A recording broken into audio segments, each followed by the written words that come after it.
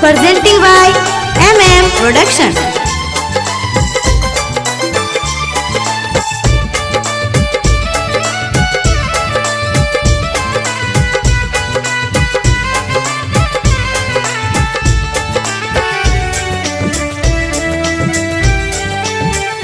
बारिशों को देखी तोहके हम याद करतानी।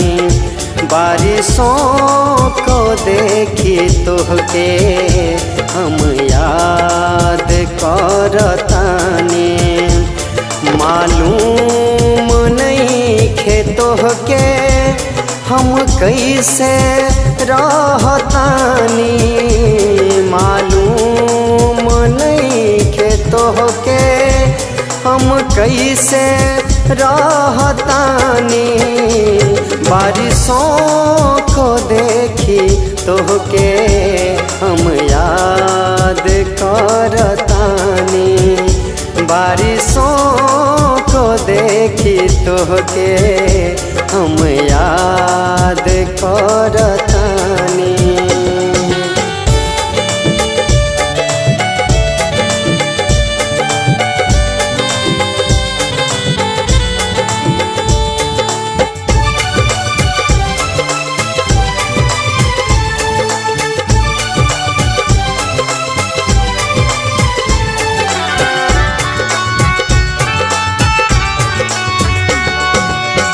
किस्मत के छुरी काहे घोंप दिहलो हमरा दिल में।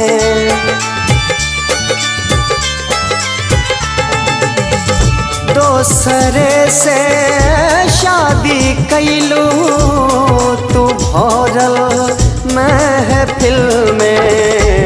तोहरा के पावे खातिर दुनिया से लौटतानी।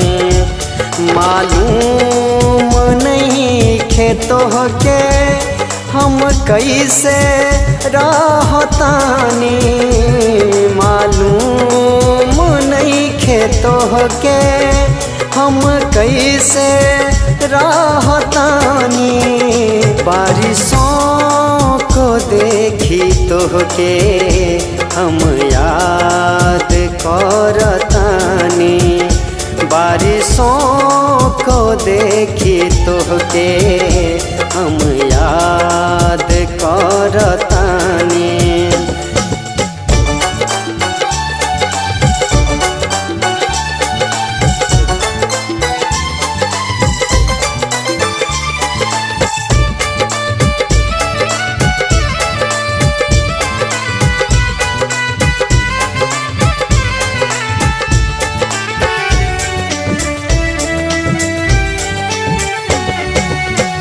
ख्वाब प्यार के रानी काहे हमरा के दिखवलो।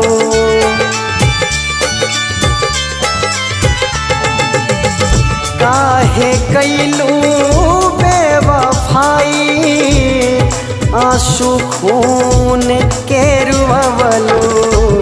तोहरा बिना ए जानम हम आहे भरतानी। मालूम नहीं खे तोहके हम कैसे रहतानी। मालूम नहीं खे तोहके हम कैसे रहतानी। बारिशों को देखी तोहके हम याद करतानी। बारिशों को देखी तोहके हम याद करतानी।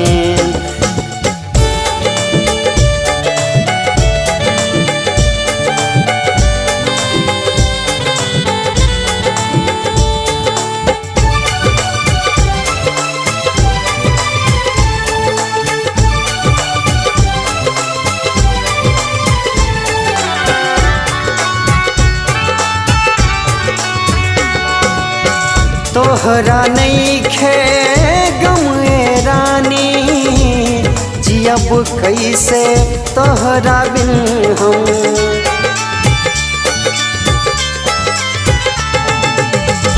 अजय बाबू कहे तोहसे दिल के धड़कन ना होता कम, हमरा के भूल जइबू यही बात से डरतानी। मालूम नहीं खे तोहके हम कैसे रहतानी, मालूम नहीं खे तोहके हम कैसे रहतानी।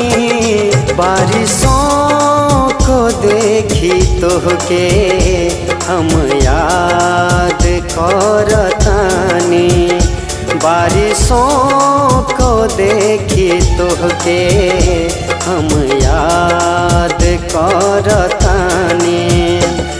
मालूम नहीं खे तोहके हम कैसे रहतानी, मालूम नहीं खे तोहके हम कैसे रहतानी।